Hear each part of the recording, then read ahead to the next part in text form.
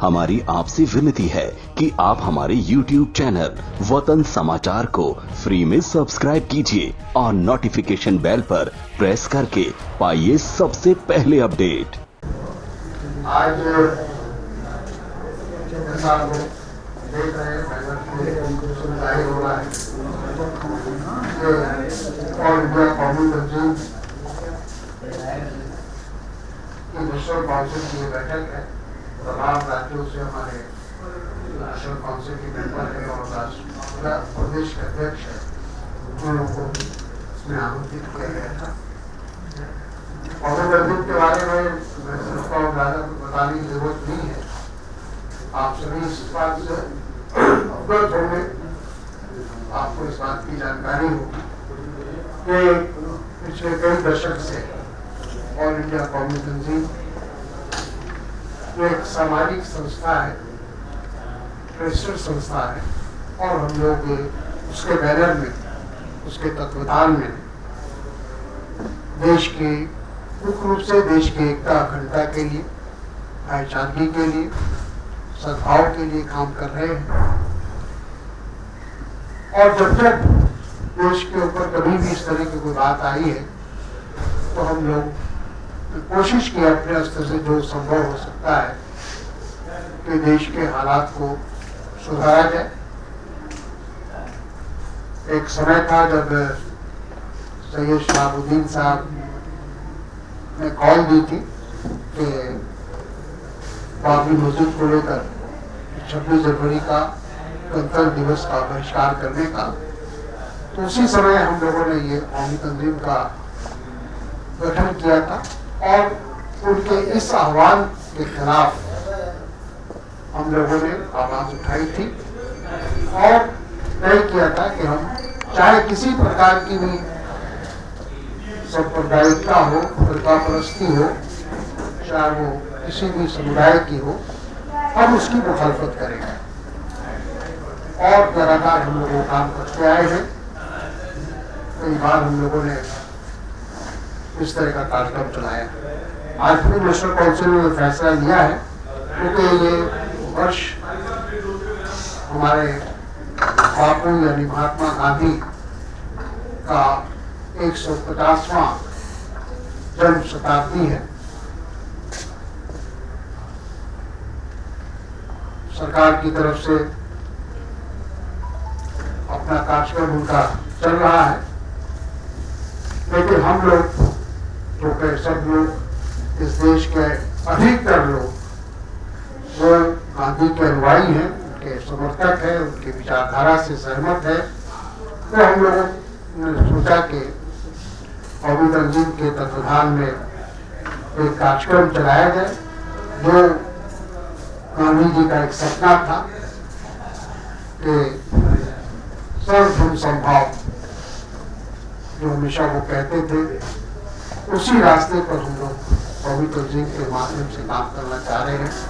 और आज हम लोगों ने फैसला लिया है कि अलग अलग ढंग से छात्रों के बीच में जाकर, नौजवानों के बीच में जाकर, अलग अलग समुदाय के बीच में जाकर सब लोगों के अंदर वो भावना जगाने की हम कोशिश करें जिसकी आज जरूरत है।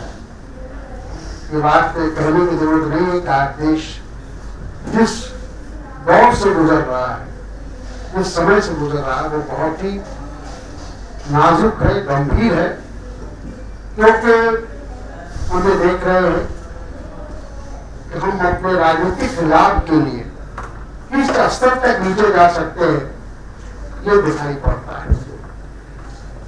समाज को बांटने की बात चल रही है, देश के अंदर नफरत और घृणा का माहौल बनाने की कोशिश हो रही है।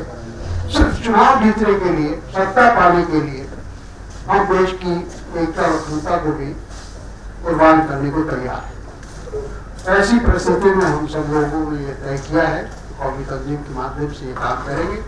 साथ ही साथ ये भी बताना चाहेंगे कि कौमी तंजीम रचनात्मक काम भी कर रही है, खासतौर पर समाज के जो कमजोर वर्ग के लोग हैं, दलित हैं, अल्पसंख्यक हैं, उनके लिए जो सरकार की तरफ से कोई योजना अगर बनती है, कोई कार्यक्रम बनता है उसको भी हम उन तक पहुंचाने की कोशिश करते हैं ताकि वो अधिक से अधिक उसका लाभ उठा सके।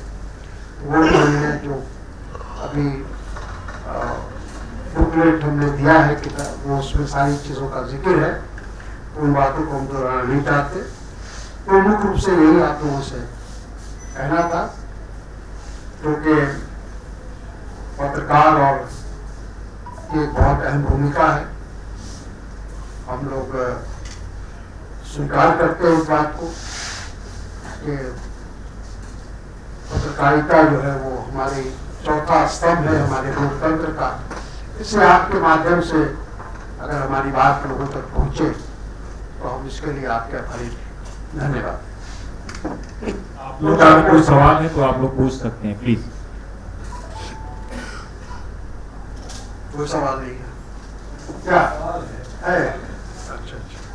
सवाल ये है कि आपका ये कहना है कि देश में बहुत बुरा हाल है।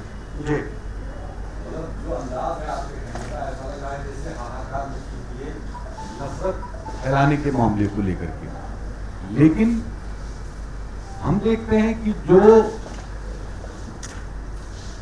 बहुमत है वो तो खुश है।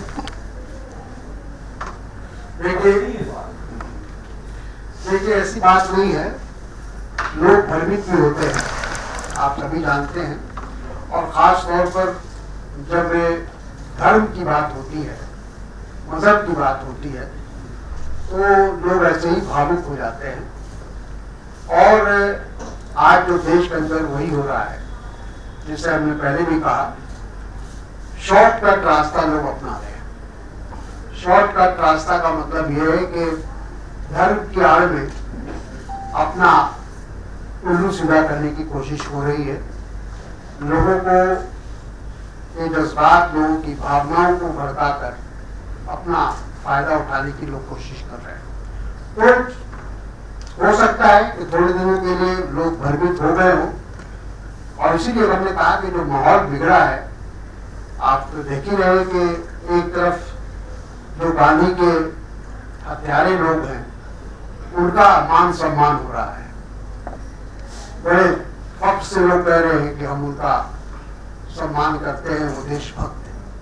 तो जब आज उस स्थिति में हम पहुंच गए कि हमारे जो राष्ट्रपिता है उनके हत्या करने वाले की हम तारीफ कर रहे हैं और उनकी देशभक्ति की बात कर रहे हैं, तो इसलिए ऐसे मौके पर हम समझते हैं कि हम सबका ये फर्ज बनता है कि माहौल जो बिगड़ता चला जा रहा है लगातार, आप मॉब लिंचिंग का देख ही रहे कि मॉब लिंचिंग हो रहा है।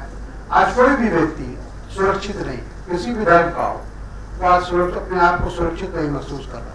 कहाँ कब उनको कोई भीड़ घेर लेगी और उसकी हत्या कर देगी, उसको मारेगी, पीटेगी, ये कहना मुश्किल है। तो ऐसी परिस्थिति में हम समझते हैं कि हर व्यक्ति का और हर उस संगठन का जिसका विश्वास गांधीवाद में है, जिसका विश्वास धर्मनिरपेक्षता में है, लोकतंत्र में है, उसको आगे आना चाहिए। भाई साहब, आपको जैसा कि ये मैसेज आ रहा है, लोगों का कानून पर विश्वास उठता जा रहा है, इसलिए पीड़िता जो है उस कानून को अपने हाथ में लेने लगी है, उनके संविधान की मर्यादा और असर दोनों को। बिल्कुल सही कहा आपने, लोगों का विश्वास भी कम हुआ है प्रशासन पर से, क्योंकि प्रशासन से जब न्याय नहीं मिलता है तो लोग इस तरह का भी काम करते हैं। लेकिन हमारे देश में कानून है, हमारे देश में संविधान है, ये किसी को अधिकार नहीं है कि वो संविधान को अपने हाथ में ले, कानून को अपने हाथ में ले। अगर कोई ऐसी बात है तो वो स्वतंत्र है अपनी बात कहने के लिए और प्रशासन को बताने के लिए, न्यायालय में जाने के लिए। तो इसलिए अगर कोई कानून को अपने हाथ में लेता है तो मैं सोचता हूँ कि ये अराजकता का एक निशानी है। उसका मतलब है कि हम अराजकता की ओर जा रहे हैं। बिल्कुल, अगर जिसका संविधान में विश्वास नहीं हो, जिसका न्यायालय पर विश्वास नहीं हो, तो यकीनन वो कैसे देशभक्त हो सकता है। सर, आपने कहा जो आम लोग हैं वो गुमराह हो रहे हैं, क्या विपक्ष भी गुमराह है? तो क्योंकि वो समझाने में विफल है आम लोगों को। देखिए अपने को हमने साफ तौर में कहा कि बहुत आसान है किसी को धर्म के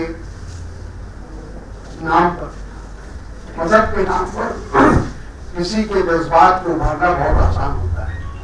अगर जैसे कहा जाए उसको आम भाषा में ये कह सकते हैं कि हवा के रुख पर चलना बहुत आसान है, लेकिन हवा के मुखालिफ चलना बहुत मुश्किल होता है।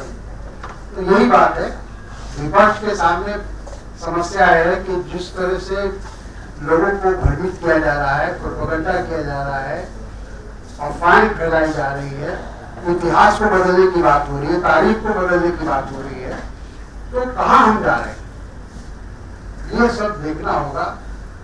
अब कोई इतिहास को परख दे कि ये इतिहास था ही नहीं, हमारे देश की आजादी में उनका जो हमारे स्वतंत्रता सेनानी थे उनकी कोई भूमिका ही नहीं है, सिर्फ आरएसएस की भूमिका है, तो ये तो गलत होगा।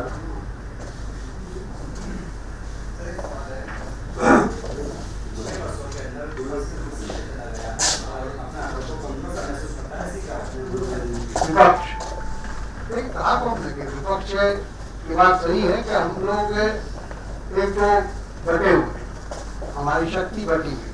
हालांकि आज भी देखिए इतना कुछ होने के बावजूद भी भारतीय जनता पार्टी को अगर देखा जाए तो उनके पास 37% वोट है, और अगर एनडीए को पूरा ले ले तो 45% वोट, 55% लोग आज भी उनके मुखालिफ हैं, लेकिन संगठित नहीं। जिस दिन संगठित हो जाएंगे हमारी मेजोरिटी हो जाएगी। थैंक यू सो मच, बहुत बहुत धन्यवाद, बहुत बहुत शुक्रिया।